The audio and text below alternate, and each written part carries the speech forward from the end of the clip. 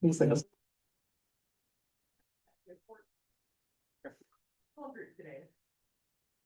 All right. Hello, everyone. Welcome. Thank you so much for coming to this. This is going to be pretty informal. So first of all, I'm Neil McCarty. I'm the principal and executive director here at SET.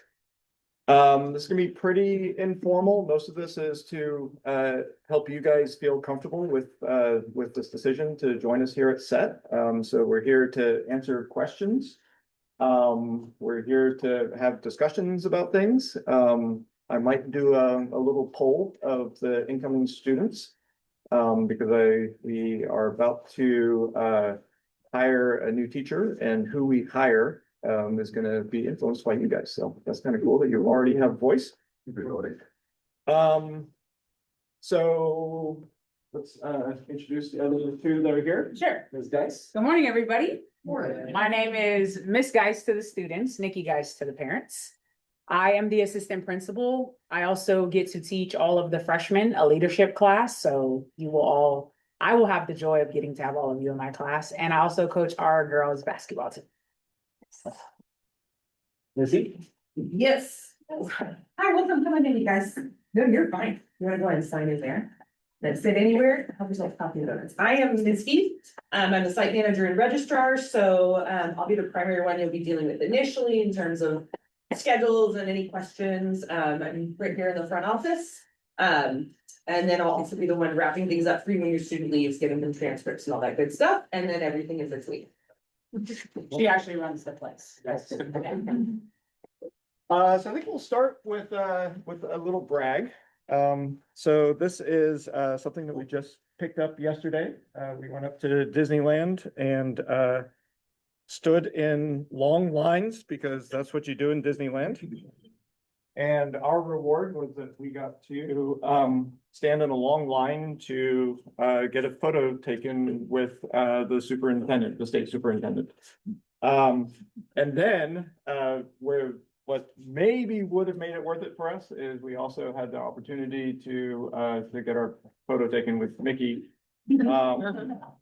But Mickey decided to take a break. So we did a nice long drive, but the fun thing about this is we are back to back recipients of this award, and so we were making lots of jokes while we were there about it's like, oh, we actually know how the whole process works. We were going to be explaining to everybody what actually happened. There was at one point they forgot to print out my ID badge, which I also did last time. And so I was very tempted to say, oh, last time the same thing happened. I know where to go. But anyway, we were humble. We did not make a big deal about it. We did not get special parking as back to back. No special acknowledgement at all. But just so you guys know, back to back, there are 9 schools in all of California that have done that. So pretty darn cool that we are one of 9 schools in California. The test scores last year, the thing that actually got us so that we earned this award, those test scores, there are only 3% of schools in the state of California that outperformed us, which is also pretty cool. So you guys are making a good decision to come to our school. We actually don't believe in test scores at all. I actually don't even believe in the criteria that they use to give us this award. But if people are going to honor us, then that's good. There are many other things that I think are much more important in a school, and hopefully you'll hear about some of those today as we're talking through things. So one of the cool things about this, the long drive that we had up there and the long drive that we had back is that Ms. Geis and I got to talk for a good 4 or 5 hours. And we do a podcast so that our families know us a little bit better. And so we took advantage of the long drive to record 2 episodes of our podcast. So in the first one, I surprised Ms. Geis with interviewing her about her life and her story, and trying to better understand where she came from, because the students will hear a version of her in high school that doesn't match anything that you see right now. So she is an amazingly charismatic person who lights up every room. And she apparently wasn't that in high school. So we dove into that a little bit. And then on the way home, she interviewed me so that people could get a little sense of where I came from. So Not fair, really, because I didn't know that I was gonna be interviewed. Then you prepare. He knew, just saying. But that's actually kind of a common theme in our podcast, is I don't tell her what we're gonna be talking about. I actually need a little bit of prep. She doesn't need prep, so. And I like hearing her, raw thoughts about things. So, what do we? Kind of think where we should go in terms of, I guess, maybe those of you online, maybe you can see that we've got photos on our TVs here. So as I'm talking, make sure you look at the photos. These are all photos from this school year. You might have noticed as you walked in that we've got photos, these same photos, along with other things and informational things that are on the TVs in the front of the school. And this is actually, I think this is kind of cool. I think this is a good way to start in describing our school. Almost every day, I see our students stopping in the hallway and looking at the TVs. And the reason is because these photos go up almost immediately. So if there was a game the previous day, the highlights from that game are already on the TV. If we had a dance, the photos are already there. And so I think it's, for me, I think one of the most important things in high school is that the students are seen. And this is just kind of a small way that we can demonstrate to the students that they are seen and that they do matter. And so for me, might seem small, but I think this is actually one of the most important things. Another kind of interesting, I just thought of this, another kind of interesting piece of this, the same kind of idea of like feeling like you're a part of something. We was it last year or 2 years ago? We put a lock on our front door. And in many schools, that front door is locked and you have to buzz in order to get into the school. And so really the main reason we did it is because we had a lot of our students order Uber Eats and had random Uber Eats guys walking around our school, not reading the signs and recognizing that, hey, you just drop off the food right there. So now our Uber Eats drop off is outside. And so it just didn't feel good having random people walking around our school. So that was the main reason we did it. But I think the thing that we did that is maybe a little bit different from other schools is all of our students all have a code. And so this is kind of like one of those things where once you're in and you're part of our community, then we trust you with coming in and out of our school. And we also have that code work well past school hours.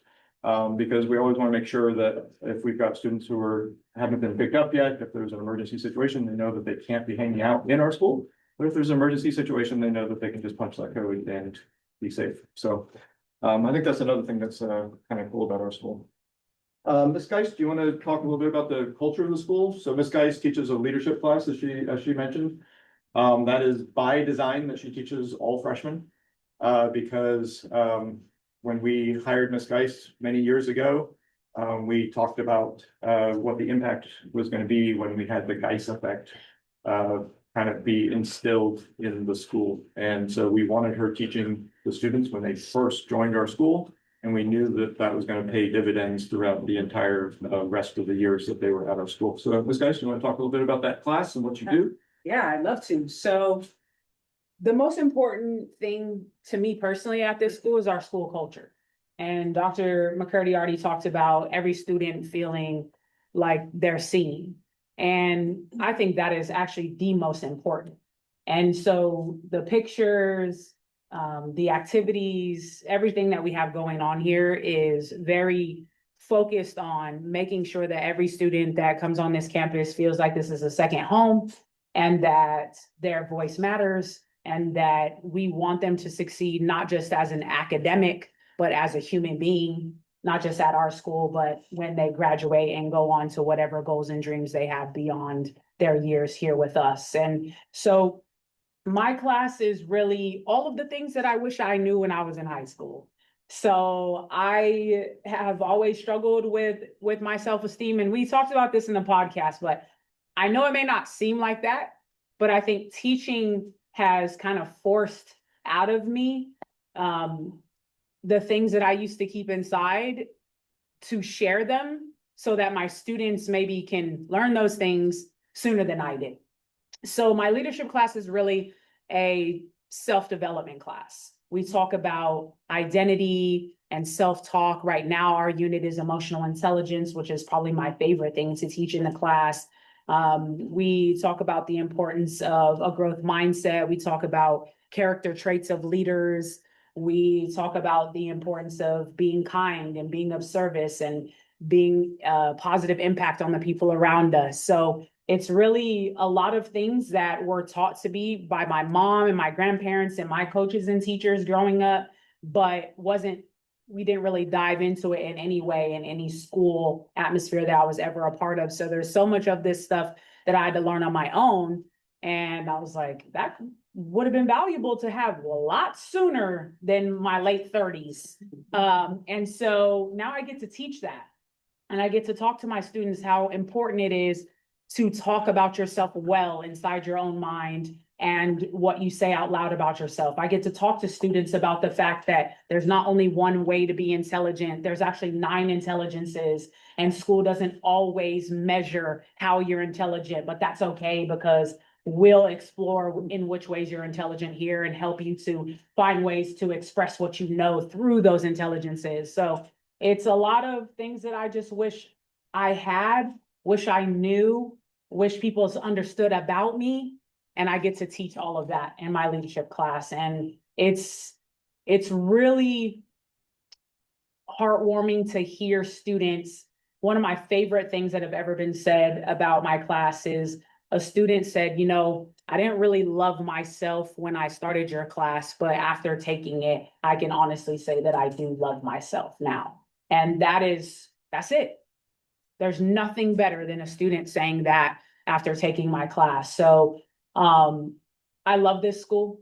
I've been here for a long time. I never dreamed of being the assistant principal of the school. But I really love who I get to be here, what I get to teach here, and what we're about here. And that culture is such a big part of it. So we do one thing in particular in the very first week of school that I think lets students know right away that we are going to definitely care about your academic education, but we also understand that high school in particular, the social aspect of it can bring a lot of overwhelm and anxiety to students. And so in the first week, we start off doing some things that we have seen are so incredibly important. So literally the very first day, all freshmen and any new students to our school. So if we have students who transfer in quite often, Dr. McCurdy and myself sit in a room with them first thing and talk to them about what this school really is. We talk about what they can come to us with. And so they're not just thrown into it all without like having that conversation with us and really letting them know like, we are here for you. So please make sure, you know, you come to us and know that we are interested in who you are as a whole person. We talk to them about the little ins and outs and things you need to know to be successful on our campus. We let them know about lunch things and where to hang out and the different things that go on our campus and things like that to help them feel more comfortable. And then we also, towards the end of the week, we actually originally only started off by having a freshman retreat. So the freshmen will take over the whole school and spend the night here. And always, students are like, oh yeah, I'm not doing that. Yes, you are. You are, because, and I'm gonna tell you why. There's gonna be this attitude like, that's very overwhelming and all that. Totally understandable. Here's what we have heard in the past. There was a student who wanted to come and didn't end up coming to the freshman retreat because he got sick. And what happens at freshman retreat is that's where they bond. And they find their group, they find their people. And I'm telling you right now, for all the academics that happen in school, you need your people. Period. We all need our people, adults too, right? So in high school, bless you. In high school, it's very, very important that you find your people. So for the freshmen, I'm telling you, that happens at the retreat. Right? So because he was sick and couldn't come, he came back and saw like, oh my gosh, they weren't joking. Like everybody had their group and he found his friends and stuff like that, but it was a harder journey for him than if he had shown up to the retreat. And so then what happened is all the rest of the classes were like, why do the freshmen only get a retreat? Why don't we get a retreat? And we're like, great point. So now all the classes have a retreat. I believe 10th graders go to Belmont Park, juniors do a beach cleanup. I don't know if it's going to be the same this year, but this is what has been typical. And the seniors do breakfast and bowling. It's beautiful. It's just beautiful. It's just an opportunity for students to really just get to hang out. And that is very important to the high school experience. So in that first week, our hope is that we show students that we're serious about the culture, we're serious about caring about you, we're serious about knowing that the social aspect of it all is important, and we want you to truly feel like this is another home. So there's one other thing as Ms. Geis was talking that I realized is I think really important in terms of kind of the structure and the framework of the school that allows us to be who we are. And it's subtle and but I really do think it matters. So we actually have so our teachers, so you've heard me calling Ms. Geis. The students call me Dr. McCurdy. And so all of our teachers go by last name. And there are many schools that want to feel more familiar with the students, and so they go by first name. And for us, what we've realized is that by putting that little bit of distance, that's what allows us to play. And because we're able to be much freer and much looser with the students because there's already that little bit of a distance that, okay, this is actually an adult who is helping us. This is not a friend that I can treat like my other friends. And so that allows, well, I think what sometimes happens in schools is that the teachers are constantly like, whoa, this is like, hey, respect me. Like, okay, well, I'm not your friend. Okay, yeah, you're calling me by my first name, but there's actually, you don't get to just take things off my desk, right? And so, so there's always that kind of like little bit of intentional distance that gets created because there's they're a little bit too loose in terms of that initial relationship dynamics. And so it wasn't this was probably accidental. But as I think about our relationships with the students and how much we get to play with them, I think this is actually a big component of that. Funny thing, so my daughter is a senior at this school. And I sent a text message to Ms. Geis and Ms. Heath when I got home last night from Disneyland. And I took a picture of felt like half of set was in my living room. And Sex people. And so I sent a text message to them and said, why is set in my living room? What was so cool is that, yes, this is my daughter and my daughter's friends. And so naturally I'm going to have a close relationship with these students, but it really could have been any group of students. I don't typically invite students into my living room. But Important point. But it was just cool to me that was felt totally normal and okay. I wasn't like me running away from them and trying to avoid them. I actually I sent a text message to they left shortly after, and I sent a text message to my daughters like, they're welcome to come back and we can have pizza and it's for me, this is like, I'm saying goodbye to my youngest, and so this is actually really tough time of the year for me. And not only am I saying goodbye to her, but I'm saying goodbye to all these kids as well that are her really close friends. But anyways, I think it's just, that's an example of how we're able to play with the students.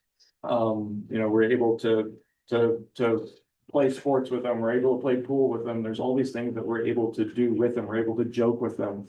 And I think that's we feel, and the whole staff feels more comfortable doing that because the relationship dynamics are already set up clearly at the outset. Let's pause for a moment. We can talk forever, so we should probably find out what you guys are curious about, what you guys want to hear, what you guys are nervous about. Oh, you know what we did last year? I think we should do this. So we're gonna have you guys get to know each other a little bit. So we're gonna spend 2 or 3 minutes. You guys are going to ask each other the questions that you might have about the school, or maybe the things that you're nervous about joining our school. And then you don't get to ask your own question, you have to ask your neighbor's question. Okay? All right, go. 3 minutes. 3 minutes? Gotta talk. Gotta talk. It only works if you talk. Like that. Right, Ben.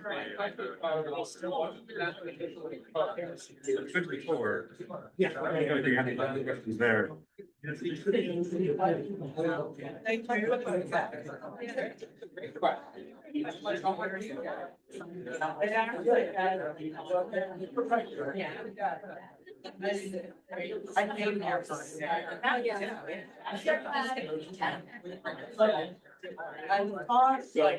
Yeah.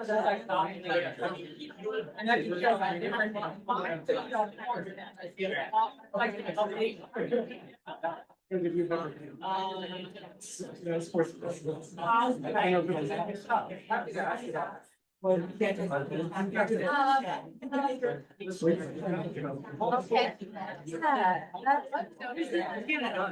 Oh, sure. It's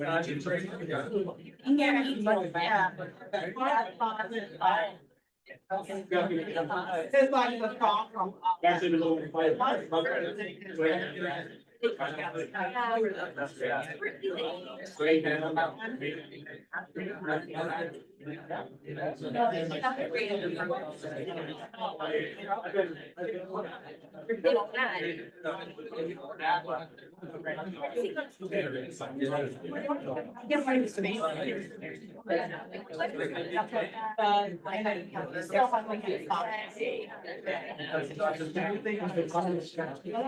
Really cold. Yeah. Yeah.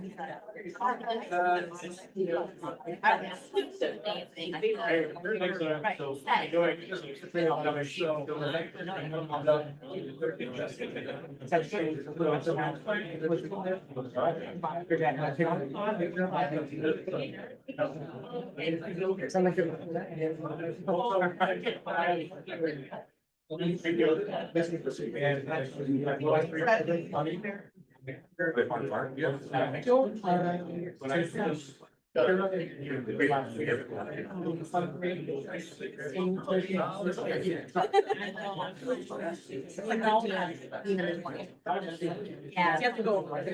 So it's like. 30 seconds.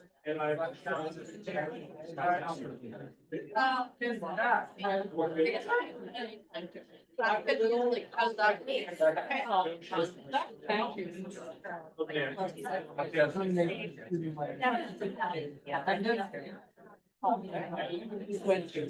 think it will be very hard. It's just. There's 3, 2, 1. All right, well, waterfall. Oh, look at that. Bring them early. All right, so who's got a question that their neighbor has? Yes. Yeah, could you say more about what the homework is like here? Certainly. So homework, I feel like is, I don't know, everything it's said is just perfect. You've got perfect homework. No, so usually what happens with homework is usually work that you didn't finish in school. And so some students have a lot of homework, some students don't have much homework, depending on how productive they are during the school day. So I told you my daughter's a senior now, so I had many battles with my wife, who has very strong ideas about how school should be done.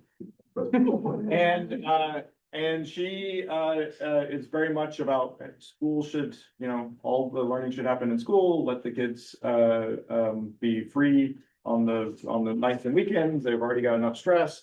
And so she was very unhappy with me when my daughter was not able to clean the house because she said that she had homework. And I had to point out to my wife that my daughter was choosing to do the homework. And that, I think, is the most beautiful thing that can happen in the school. So my daughter is an artist. And this conversation happened back when she was taking Spanish. And the requirement was to create a children's book in Spanish. And so the actual requirement is, this is the Spanish class, so you're writing the book in Spanish. My daughter is an artist, and so she spent way more time than was expected making this be a beautiful book, beautifully illustrated. And so that was her taking pride in her work and being encouraged to do something rather than being forced to do something. And so my daughter was also probably trying to avoid having to do housework. Convenient. Yeah, so very convenient. But anyway, so I feel like it's the right level. It does get more difficult as the years progress. So freshman year, you can expect that the students may not have as much work. And sometimes the students get a little bit they think, oh, okay, well, I was a little bit bored. There was not very much to do. I need to pile on the work. And so then they start taking college classes way too early. And then bio happens and the harder math classes happen and the English 10 happens. And then suddenly they're like, whoa, and they tend to get stressed. So it does. The workload does increase as the students get older. And usually the students have the study skills as they get older to be able to handle that, the extra workload. But even so, even with the work that they're doing, I feel like it's a reasonable amount of homework. And the students, I feel like we don't really get complaints about homework. I feel like it's the right amount. If the students struggling on the homework, do you guys have homework help? Yeah, so we got help desk before school, during lunch, and after school. So each teacher has 1 hour period that they basically, it's like it's free tutoring. And so that is that's always available. And honestly, the teachers are always willing to help and want to help. So usually we have the reverse problem where the students aren't asking for the help. So teachers love it when teachers love to teach. So students ask for help. What teachers want to hear. Yeah, my partners in front of me, wanted to know a little more about the schedule. Okay. Kind of how that works. Yeah, so it's a modified 4x4 block schedule. So that's a mouthful.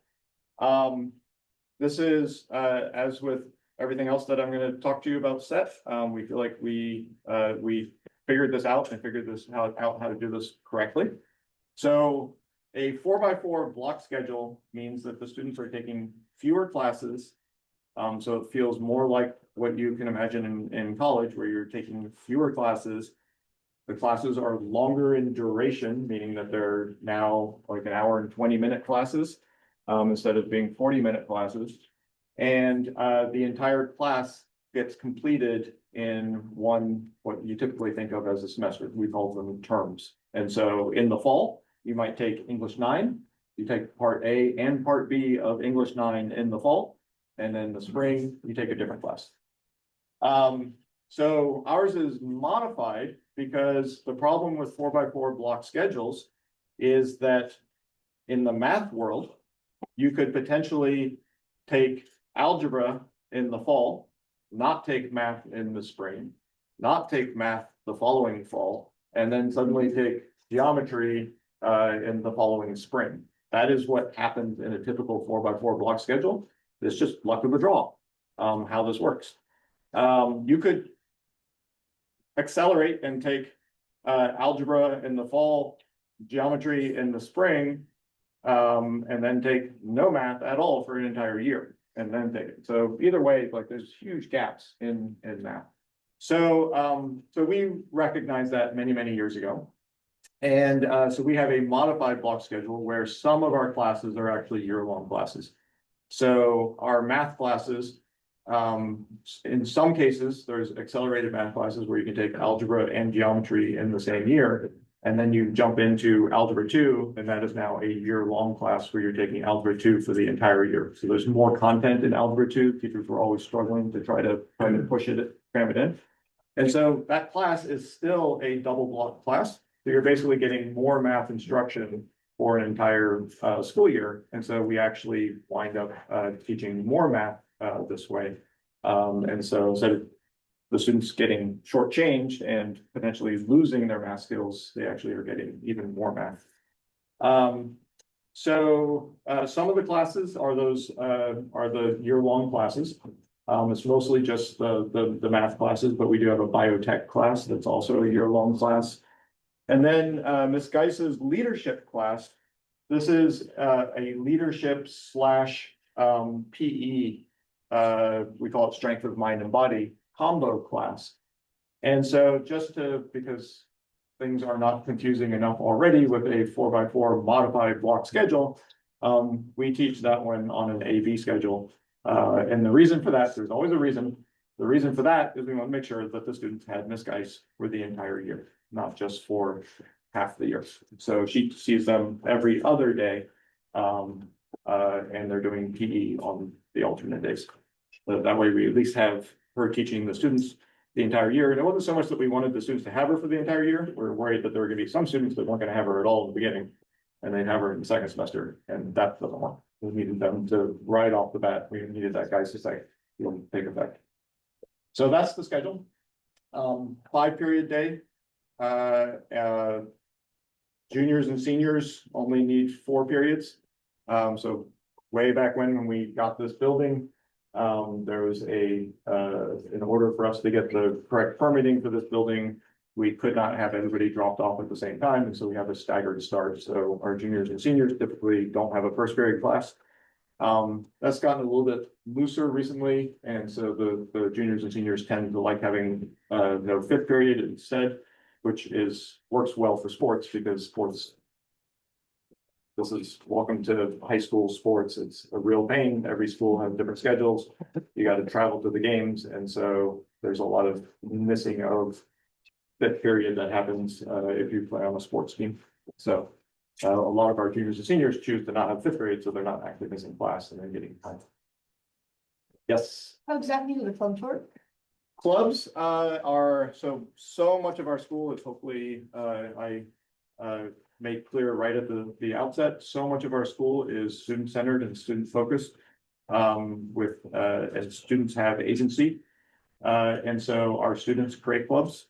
We have an ASB that's run by students. We have a set senate that is run by students. And so anytime a kid wants to start a club, as long as they can get enough other students interested, then a club is formed. Super easy. Yeah, well, what's the security protocols in the school for like anything like fire alarms, lockdown rooms, anything like that? Because with the open door policy, kind of everybody having codes, like what happens if something does happen at school? Yeah, Do you guys prepare for those things and how do you prepare for them? yeah, for sure. So we have a code that we can type in that locks the door so that nobody's code works anymore. So we can certainly, do, what we tend to call a soft lockdown where everyone in the building, we're okay, we're in the building, there's maybe some concern about something happening outside. And so we can lock the door so nobody can come into the building. And then, we have all the standard drills that you have in any typical school where we've got, fire drills and earthquake drills and lockdown drills and stuff like that happen. Do you still? I'll come back to you. Okay. I just want to add one more point to that. The school safety, schools are made safe by the relationships that the staff have with the students and the students have with each other. We know everything that happens in our school. We have students tell us things all the time. And they tell us when a kid is sad. They tell us when a kid is struggling. They tell us when there are issues between students.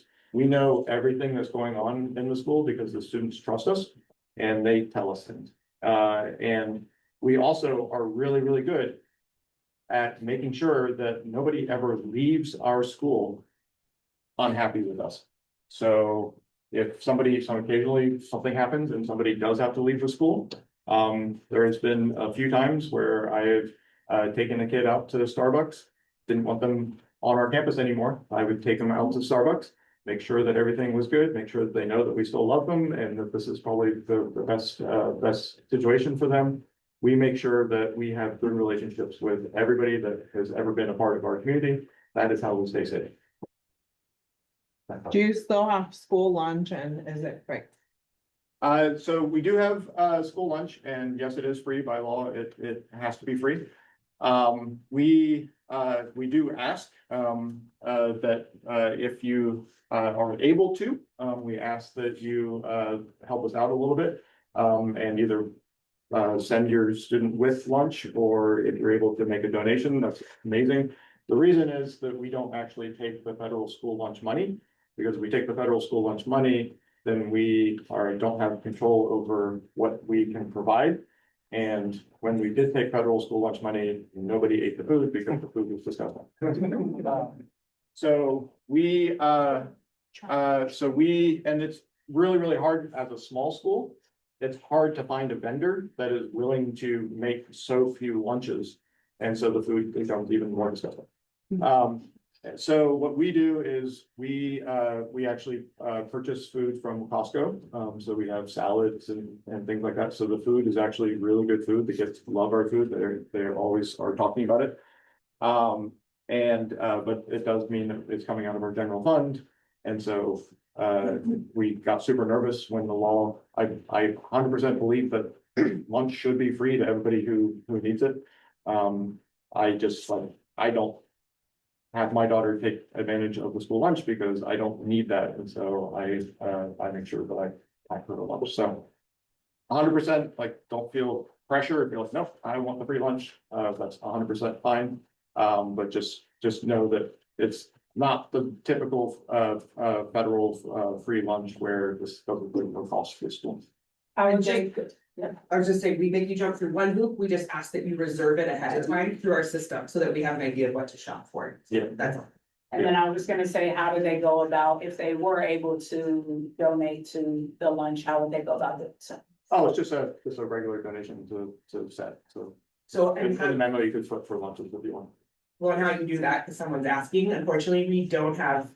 You can't donate online, we're behind the times, you can't Venmo us or anything like that, so it's a cash or check to the front office. Is how you do it. Yes. You mentioned Uber Eats, how does that work? I don't know how our students afford it. They don't. I can't afford it. But I'm gonna step in on this one because this blows my mind. Okay, first of all, any of the students in here, learn to make your own dang lunch. Okay, Uber Eats is wild. The fees, the this, the that. There's students that be getting Uber Eats every day. I'm like, you ain't got no job. What is happening? If you want to let your student get Uber Eats, now here's the thing. At our school, phones are put away all day. Okay? Off and in your backpack. That's how it works here. From the time you walk in the building, all through the day. Okay? Perfect time. Exactly. Planned it. So they're gonna need to do it on their computer. They're also not gonna leave a class to go pick up their food. So they need to do some pre-planning. You know, you can schedule things for you when you want them to be delivered sometimes, all that kind of stuff. But you would do that on your computer, but you need to do it at an appropriate time, not when a teacher is standing up and you should be learning something, right? And then what happens is they deliver it outside. There's a table set up there that they'll deliver it. And then when they lunchtime starts, then they'll come and get their food. I recommend that you do like my mama did and teach them how to make their own dang lunch. You can learn how to make a sandwich. Okay, learn how to make, learn how to make a sandwich. I used to have 2 Capri Suns. I would put one in the fridge, one in the freezer. I walked my butt to school. We need to get these kids a little grit and perseverance, okay? Learn how to make some food on their own. Little chips. I used to like, thank you. Absolutely. Right? But if you want to do Uber Eats, that's fine. Spend your money on that stuff. I don't know what he's gonna say, but don't listen. So I have 3 kids. The last one is a senior. And my kids get peanut butter and jelly sandwiches. If they're not willing to make their own lunch, I do not have the time to be waiting around all morning for them to finally get in the car and go to school. So I will make them peanut butter and jelly sandwich. If they're not happy with that, then they can figure out what they want to do on their own. Okay, then I do agree. That's not what I thought he was gonna say. As seniors, so seniors, and then the second half of the year for juniors, they petitioned Senate for that. They do get to leave campus for lunch. If they have a signed permission slip from you. That's correct. And they are in good standing with the school, right? So if you're coming back late from that, you're cut off. If you're driving crazy, you're cut off. All those types. If you're driving students that shouldn't be leaving campus, you're cut off, right? So there's some rules and regulations in place for that, but that's only senior year. And then the second half of the year for juniors. Freshmen and sophomores do not leave campus. Oh, yeah. So I wanted to, I think it was another cool, set story. When this guy's talked about, cell phones. So that's a new policy that started last year. And this was obviously controversial. We used to allow cell phones on our campus. And the way that we got our students to agree to this is by including them in the conversation, helping them understand the reasons why. We originally thought that we were gonna have to be like other schools and use the Yonder pouches or the little pouches that lock the phones. We knew that we needed our parents in order to be on board as well. So if we were gonna go with the Yonder pouches, we were gonna have to make sure that there was Yonder unlocking stations everywhere in the school in case there was any kind of emergency situation. The parents wanted to know that they could be able to contact their kids. And so we got the parents on board by making sure that they knew that that was something that we took super seriously. And ultimately we said, you know what? I don't think we need to have the Yonder pouches. I think the students, I think we can trust the students, and the students can trust each other to actually do this the right way. And so our policy is that the official policy is that the phones are off and in their backpacks. And for the most part, we don't have phone issues. So we take phones every once in a while, but it's usually usually it's always something about, oh, I needed to talk to my mom or whatever, right? But still, like, yeah, you didn't ask for permission ahead of time. And so we take their phone for a little bit and then they get it back and then we don't have an issue again. So but really proud of how our community handled the situation. I think if you ask our students and they're actually being honest, of course, they like to complain about not having their phones, but if they're being honest, the amount of engagement and interaction between each other has increased dramatically since we had the cell phone block, so. That's kind of cool. What else? What other questions? Yeah. Allow use, perform the use during, their schoolwork. So that was actually the hardest part about doing the cell phone ban is that a lot of students wanted to listen to music. And so each teacher has different ways that they do it. Usually the students will use their laptop and then just connect their phones to the laptop. So music is, I'm somebody who needs music in order to keep distractions down. And so it's certainly something that we're aware of and that we try to support. The students had all kinds of like excuses about how their music app only worked on the phone. That lasted like a week and a half, and then they all figured it out, so. I'll follow up on the clubs. I'm assuming the clubs happen after school. After school and during school, so one of the things that's big at our school is passion projects. And so every Wednesday, there's a flex day, and we have an hour of time where the students are working on passion projects. Passion projects are not required on our campus. They're encouraged but not required. We actually provide funding to students. And we make a big deal every time a student purchases something or gets something from the school for their passion project. We deliver it during class, and so everyone else is like, "Whoa, how did you get that?" So that happens on Wednesday when the students are working on their passion projects. That's also usually when clubs meet. And at lunch, they sometimes do. Yeah, at lunch. And some meet after school. There was a D&D club that was meeting a couple days ago after school. Theater club also meets after school. Yeah. Maybe your podcast. So it's on our website. It's also on Spotify. It's Nikki and Me. NICKY. Yeah. Can you just describe the general approach to math instruction? So math is, so one of, I guess we should probably talk about this. So one of the things that happens at SET, when everything kind of, once you start with students first and student agency, then everything else kind of follows from that. So we are a small school, yet we've got probably more electives than any other school, more elective options than any other school. We're a small school, and yet we probably have the highest degree of flexibility in terms of having students take the math class that is the appropriate math class for them. So the typical approach, so ideally, if you're wanting to be a scientist or an engineer, you hope that by the time you graduate from high school, you have taken calculus.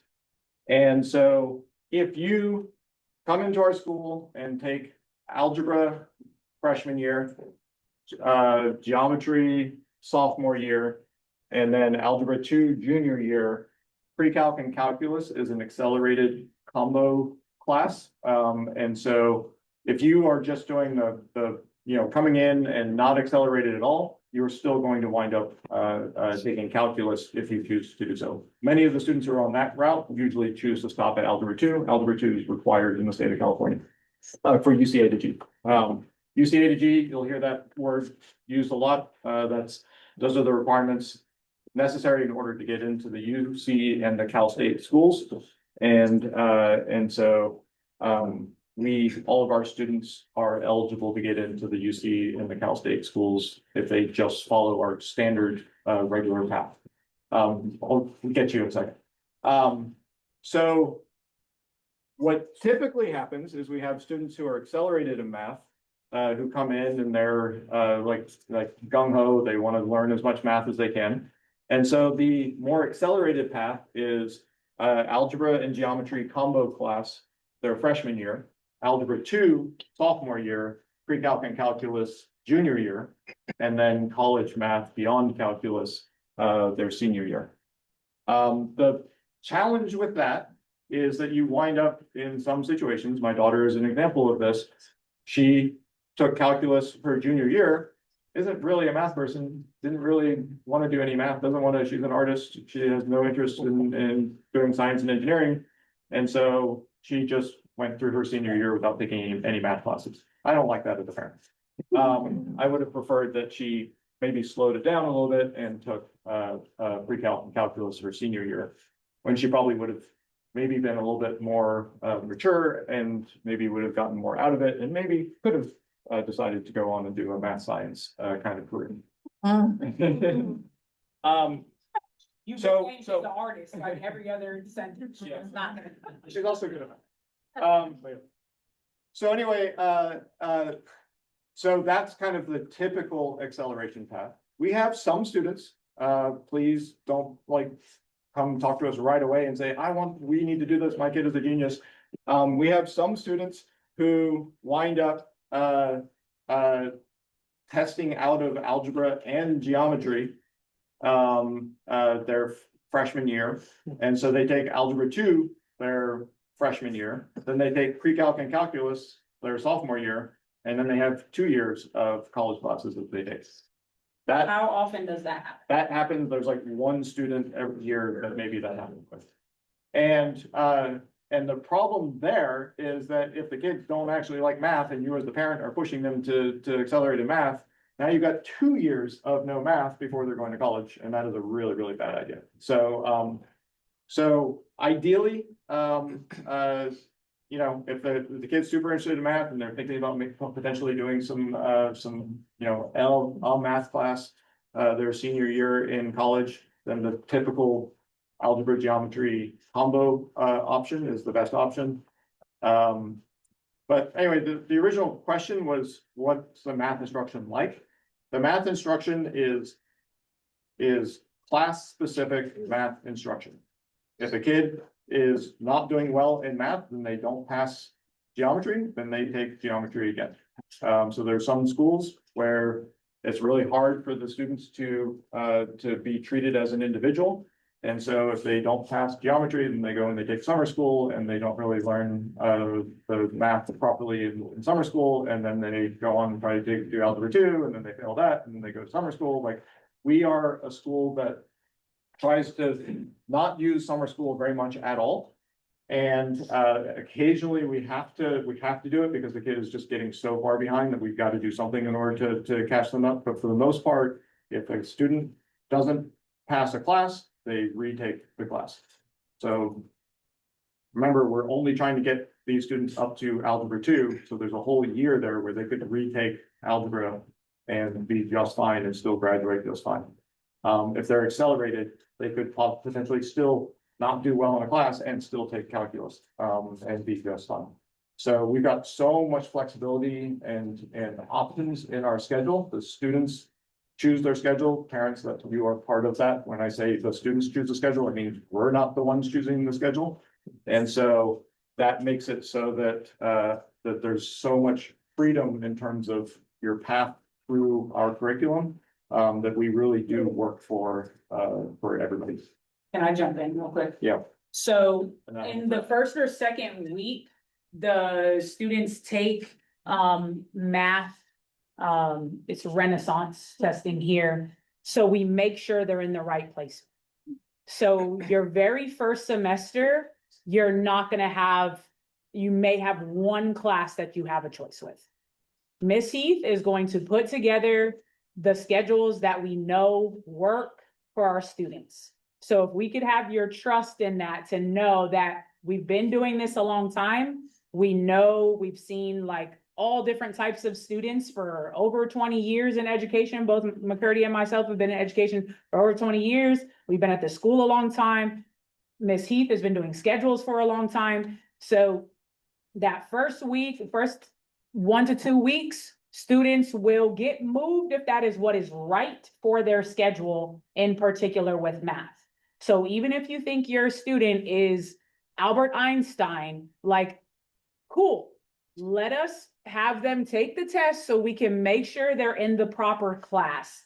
And we will make sure that happens. And our teachers know skill levels. They've seen every type of learner. And so when it comes to math in particular, we get some parents who are coming like, my kid, and it's like, okay, let them take the test and see where their skills are actually at. Trust our teachers, our math teachers, to get together and make sure all of our students are in the right math class. The other thing about that is, I was saying your freshman year, you get the least amount of choice. The reason that is, we need to start you off on the right path so that you're taking all the classes that you need to graduate.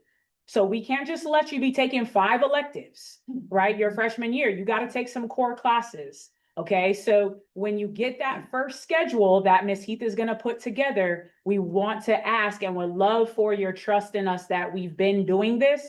And that freshman year, we need to start you off on the right foundation. 9th grade year is a foundational year for high school. You have to get that right so that you can be successful the other 3 years. And so that doesn't just mean from an academic standpoint. The freshman year is not designed for academic rigor. And that is because the social part of high school becomes very anxiety-ridden and overwhelming, even for the most popular kid of their middle school. It is a different ballgame. It's a whole new life in high school. It's when stuff starts mattering.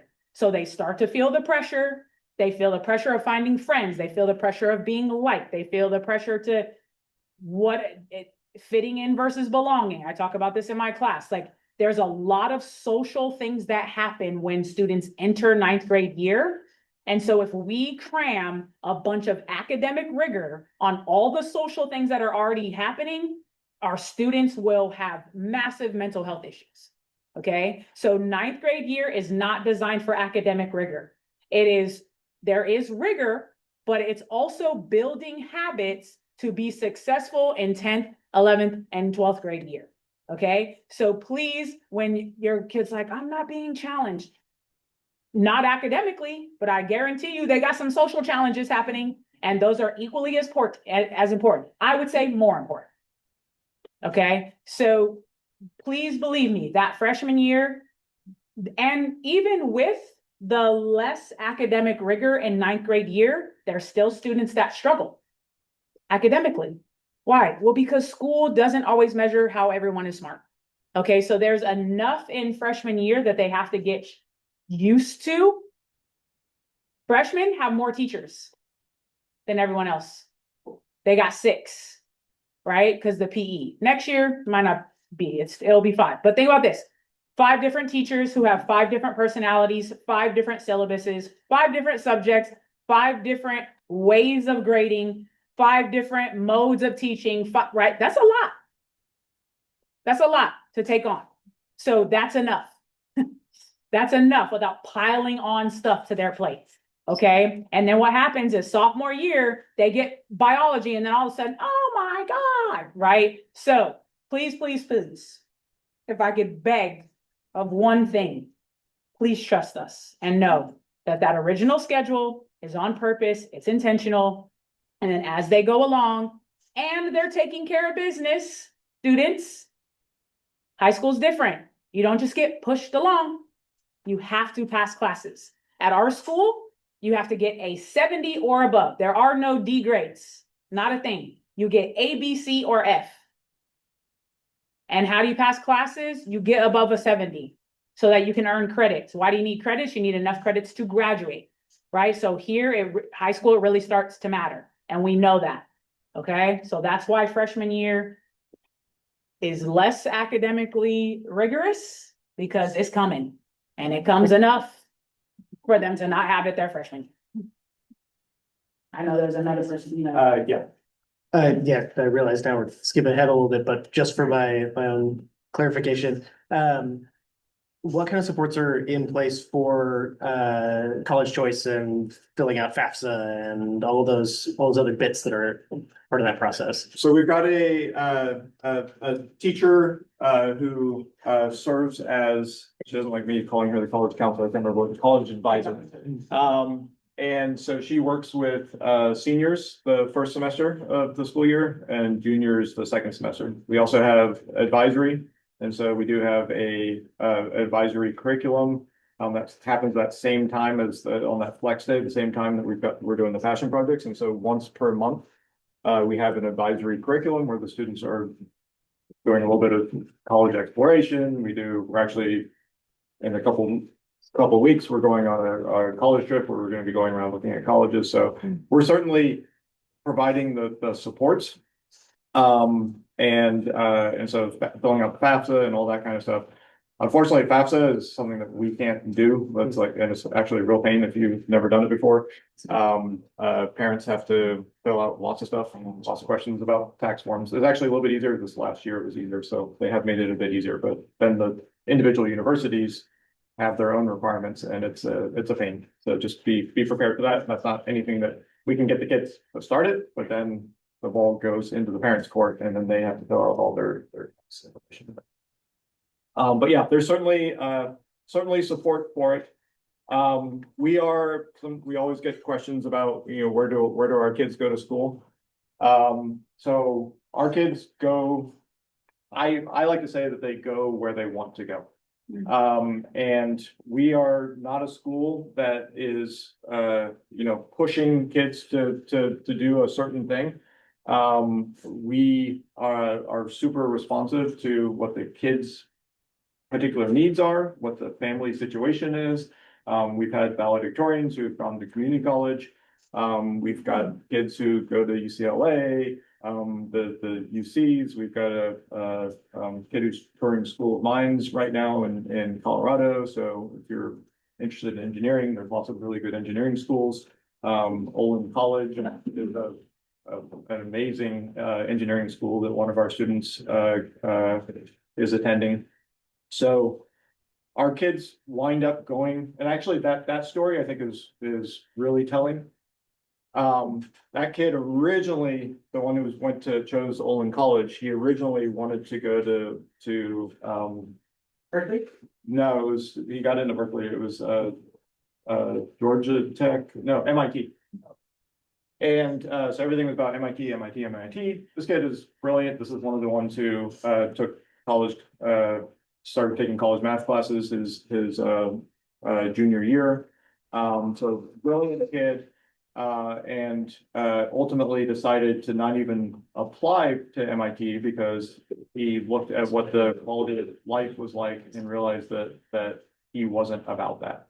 And interestingly, chose Olin College, even though he had probably 2 years of college already completed through all the community college classes that he was taking. Chose Olin College, even though Olin College is a lot like SET in that it's different and small and tries to teach the right way. And he wound up not getting any of his college classes counting for any of his towards his degree. And he chose that, even though he got into Berkeley as well, where that would have happened. He would have been able to graduate in 2 years at Berkeley. But he chose that because he valued education. He got a love of learning when he was with us, and he wanted to learn as much as possible. And so he intentionally chose that. So that's what I mean by kids choose the school that they want to go to. And I think more importantly, they'll choose the school that is right for them.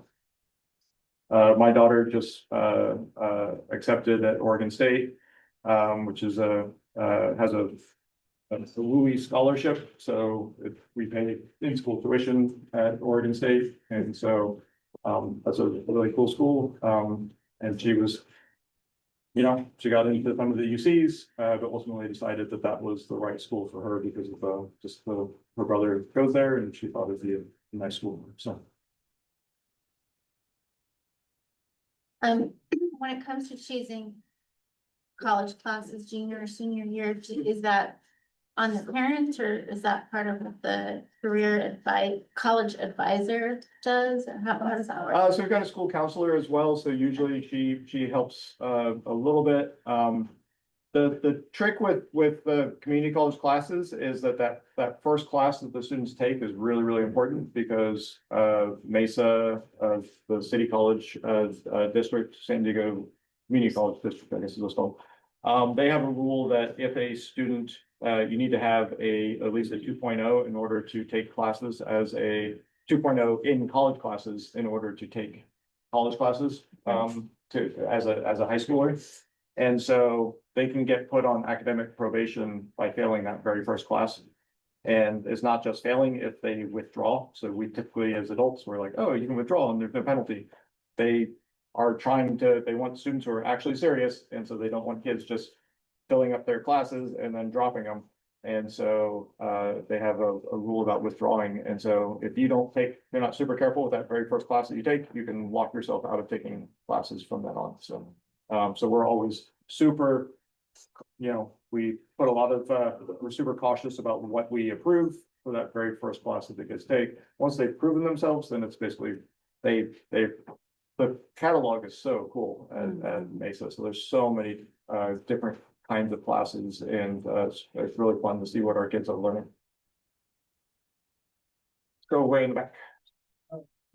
What's like dismissal like? What's dismissal like? So 3:30 is when the school day is finished. Is that what you mean? What's like dismissal and like drop off like normal day? Oh, okay. So 3:30 is when school gets out. As a parent, I encourage you not to drive up to school at 3:15 and think that you're gonna beat the rush. There's nobody, it's a war where everyone is trying to get there earlier and earlier and earlier. And so we have some parents who sit out there for 45 minutes waiting for 3:30 to roll around. And all that does is just back up traffic on Arrow Court here. So I always tell people come at 3:45, there's nobody here. So, wait a few minutes. We have people who do pickup down at the park, down there. That's another, clever way to do it, or make your kids walk down. Yeah, walk to the hotel, pick up across the street. That works as well. So drop off, not a problem because we've got the staggered drop off, and besides, people are like, some parents will drop off at 7:15, some, that's too early now, right? That's too early. 7:45. We have an adult that our morning help desk, that starts, it may start earlier next year, depending on how they decide to do that, but right now it's 7:45. So we can guarantee you that an adult will be on campus starting at 7:45 and until 4:45. Yeah. So before that time, there's no guarantee of an adult being here, and then after 4:45, there's no guarantee of an adult being here. Did that answer your question? Okay. I'm sorry, you were next. Are you guys associated with companies for internship programs? So internship is not something that we do well. So there are other schools that do internships really well. So we like the idea of internships. And but in order to do internships well, you need to have that be somebody's full-time job. Making sure that what happens is that you can wind up with some kids doing internships, but if you have families who potentially don't have access to individuals in companies, then they might not have the same high quality internships. And so it's a very big commitment, and we've decided to allocate our efforts elsewhere. So we're into passion projects, and we try to have the students, helps a little bit with the entrepreneurial side of our teaching as well. So we want our kids to be actually loving something that they do, and then trying to figure out some way to turn that into potentially making some money. Yeah. There are 70 students. It's interesting, the challenge that we have every year is trying to figure out how many students to admit, because there's always a few no-shows. And so 70 is where we want that number to be. And so just had this brilliant idea last weekend. We are now going to, once we go above 70, we're going to let people know that they're admitted, but they're crashing the school, crashing the classes like you crash a college class, so that we don't, potentially, like, the worst thing that could happen is we admit 75 and then we don't have space for 75 in the classes, and then now we've made it be a worse experience for everybody. And so if we have 5 more students who are, know that they're making the choice to join our school and they're gonna be waiting and to make sure that there actually is space in the class. And it might be a week, might be 2 weeks before the space actually opens up. That way, everyone's got a seat. Those extra 5 might be sitting in a chair instead of having a desk. But at least it's not a random number that are sitting in chairs. We know exactly who those are and they've committed to our school knowing that that's those situations. So 70 students is what we want our freshman class to be.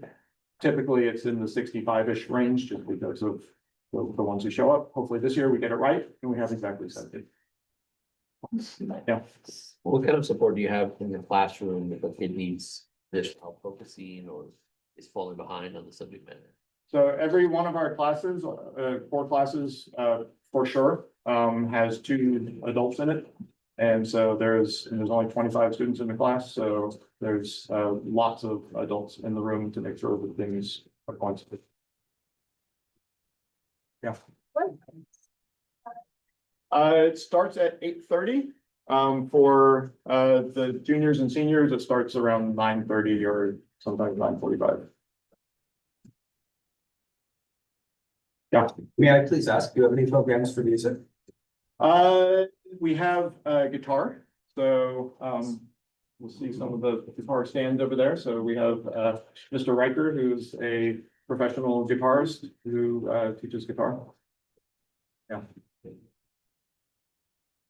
So actually, thank you for asking that question. So we are hiring a new teacher and we're trying to figure out what kind of teacher to hire. So first of all, this question is for students and only students, and parents always have really great ideas of what they want their kids to learn, but then the kids have no interest.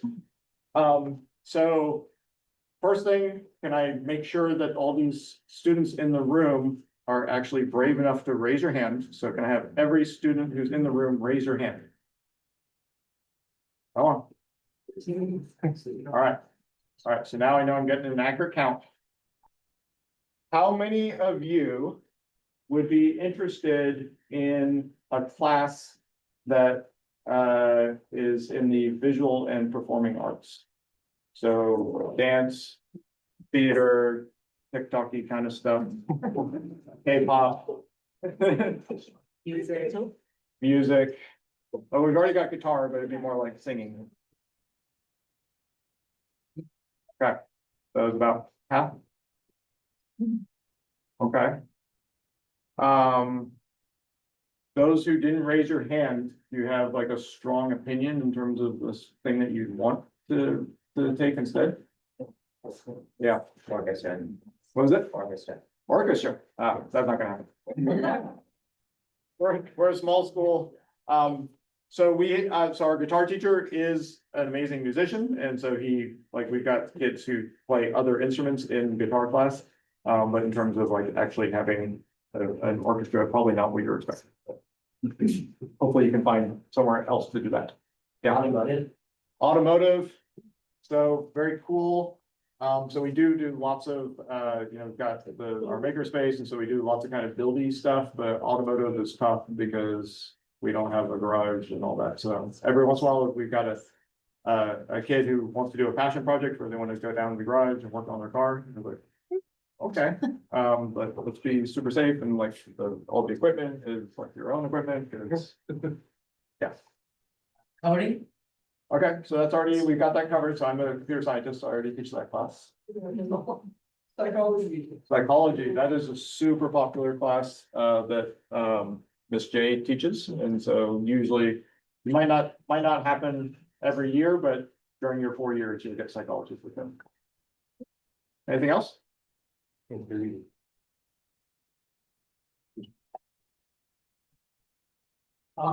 My son is quite interested in World War II stuff, Okay, the history. like weapons. Oh.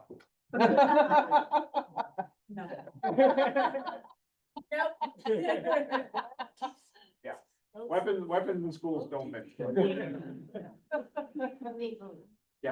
see you later, guys. All right, any final questions for us before we close out here? Yeah. I guess it's interesting to hear you say, oh, we have that, we have that, we have that. So my question is where the technology, and for that matter, and entrepreneurship, like, what real quick do you have that's technology or entrepreneurship, course wise? Okay, so I'll start with the technology side. So I teach a computer science class. We have a robotics class, we've got a green engineering class typically, a regular engineering class. We've got biotech, so that's not usually what people think of with technology, but it's got the word tech in it, so we decided that we had to give tech credit for biotech. I think that's where we are with technology right now. So that the courses that we teach are determined by the students that we have and the interest that they have. So that's why I asked that question.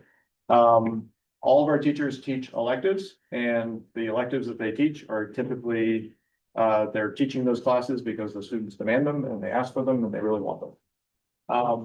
One of the things about our school, if we have students selecting schedules instead of us selecting schedules for students, is that it becomes really apparent when there's a class that's not popular.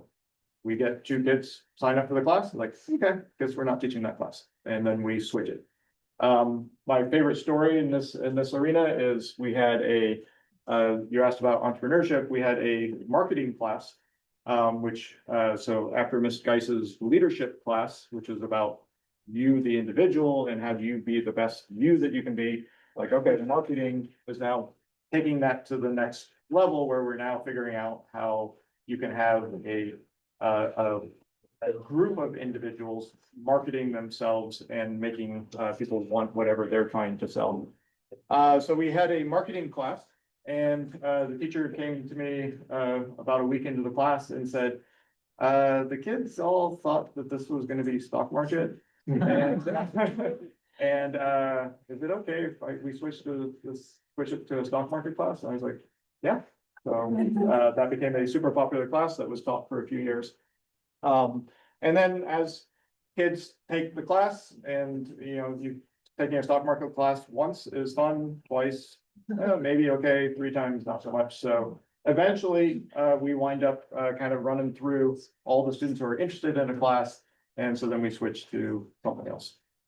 So in terms of the entrepreneurship side of it, so we've struggled to so entrepreneurs usually don't want to be taught how to be an entrepreneur. Entrepreneurs want to do. Students make not very good employees, especially when they're in the educational space. They want to do their own thing. They don't want to do something that somebody else is asking them to do. So that's why we've switched gears and we've focused so much on passion and passion projects and that kind of stuff. So that's usually where the entrepreneurial mindset and all that stuff comes in.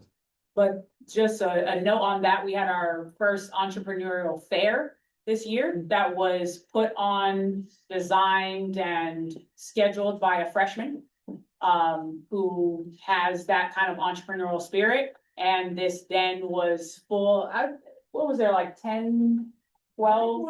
Yeah, but I would say between 12 and 15. 12 to 15 students who are entrepreneurs. They have their own businesses and they set up in here, and students and staff got to come down and buy things from those students that they have made. And it was amazing. It was really, really cool. So again, that goes to, there was a student who was willing to like take it on. He came to us and was like, here's my idea. And we were like, yes, if you do the work. And he did. And it was incredible. And everyone loved it. The teachers loved it. There is currently a 3D printed fidget that sometimes Dr. McCurdy, who bought it, gets to have, but sometimes it's in another place because everyone loves it. So I won't tell who steals it all the time, but it was incredible. It was one of the coolest things I've seen. And because it was student driven, it was even more incredible. So that's where those types of things come in. And just to piggyback on that, and to reiterate, Ms. Geis mentioned that was a freshman who came up with that idea. So at SET, you don't have to wait until you get older to do things. The minute you get in here, starting in the summer even, if there's something you want to do, we want to say yes to it. So there's no like prerequisites for your passion. We say yes a lot. and- Yeah. That vending machine there is owned by a student. And that is actually for sale right now. So as a senior, one of the rules is that you have to be a student in order to have the vending machine. So he doesn't get to run it and make money while he's in college. What time is that? What time?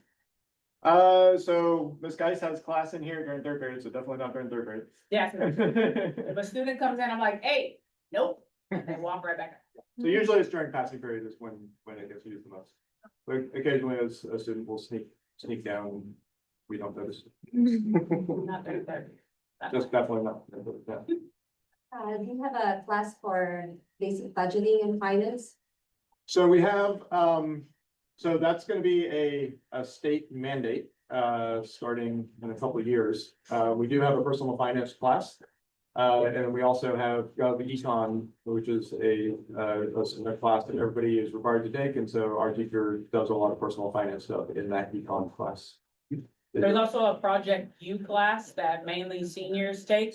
I think, there's a little bit of stuff that gets taught in there. And then also, I don't even know if Dr. McCurdy knows this teacher, actually one of our English teachers had a different idea for an elective that he wanted to teach. And had some of those kind of concepts and topics within that class, like a life skills class, all those things that we need to know, but that hasn't been brought to the forefront to see. But yeah, well, we see the need and see who can teach it. Do you have any classes surrounding art and animation? So we have a full-time art teacher. And so she's got 4 different art classes that she teaches, art and animation, for the question. So there's 4 classes that she teaches. And one of them is a digital art. So not sure if animation is in it. Animation's sometimes tricky trying to find the right tools that work for that. So I used to teach a class that was similar to that. The animation can be really, really complicated. And can be overwhelming for students. Or in the simpler ones are maybe not as exciting. So, but not 100% sure if she's doing animation with that or if she has any interest in doing that, but certainly talk to us. Passion project, Yeah. get it funded.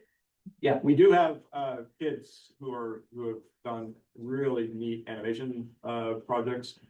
So Blender, if anyone's knows the terms, Blender is one of the free tools for doing Pixar style animation, so like really detailed 3D graphics. And it's got the potential to do that, but you can imagine that is really difficult to learn. And so that's usually something where kids are spending hours and hours of their free time working on that. And so we have a student who is building a game in Blender right now and doing really cool stuff. There's been no sports question, but I'm gonna talk about it anyways. We do have sports here. And it's really cool that we can be so small and be competitive in sports. So we are Division 5 AA. So that means we get to compete against other schools that are actually the same size. So we do get to actually be competitive in the sports that we play. So the first sports that will actually start over the summer. So if these are interests of yours, then make sure you reach out right away. So that would be, we have a co-ed flag football team. Girls volleyball is fall, and then also cross country, which is co-ed as well. In the winter, we have girls and boys basketball. And then in the spring, the sports happening right now, we have track and field, which is co-ed. And then we have boys volleyball as well. So, no, we don't have soccer. That's always the big one. If we ever get actually the right amount of students with the right level of commitment, we'll say yes to soccer, but that has not been proven to happen quite yet. No, we don't have baseball, lacrosse, all those things. All the ones that I mentioned is what we have currently. But we'll say yes to committed students enough. Yep. Yeah. So one of the things that's common about the sports that we play is the number of students that are required in order to field a team. So volleyball, you can get away with 6 players. Soccer, in high school, students get injured playing soccer, and so if you don't have 18 to 20 students on the team, you're not gonna be able to finish the season. So 11 required on the field. It really stinks when you're trying to play a soccer game with fewer than 11. And that does happen. All right, I think we made it through all your questions.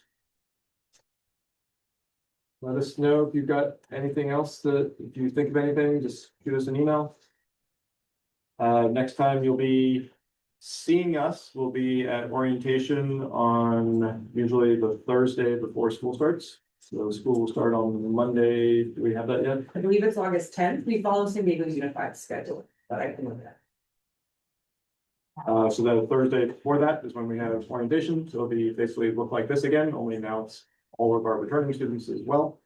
So this, you can either come in person or be on Zoom. So yeah, Monday, August 10th is the first day of school, which means Thursday, August 6th is likely when we will do orientation, and we usually do it at around 5 for those who work. So.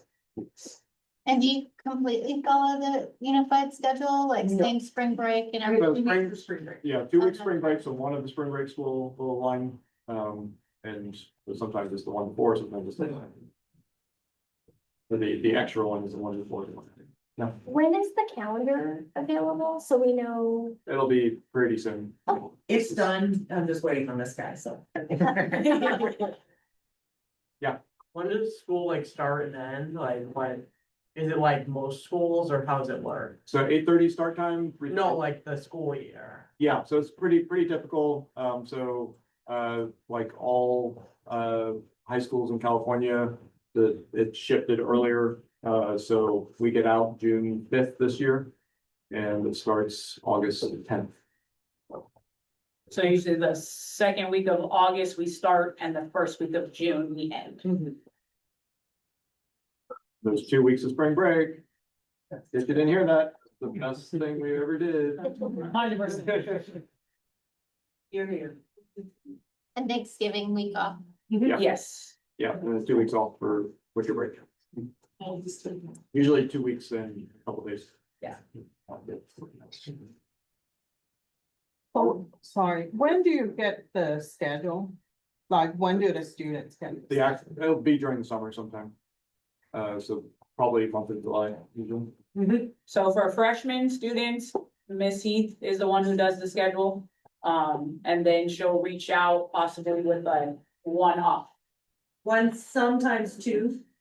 And just remember, kiddos, this is your first semester only. So like with the exception of Ms. Geis's strength of mind and body and leadership. And maybe your math class, all the other ones are semester long. So you're like, oh, I don't know about this class. You're gonna take it 1 semester, but you're gonna love it, so. If there's anyone else who has other questions, just so we can get people out of here, feel free to stick around for a little bit and ask us that, but we want to respect your time and make sure.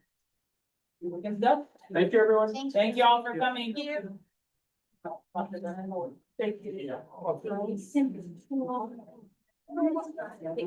Thanks for holding that. Oh, sure. Thank you. I appreciate that. Yeah. Oh, yeah. Oh, yeah. Yes.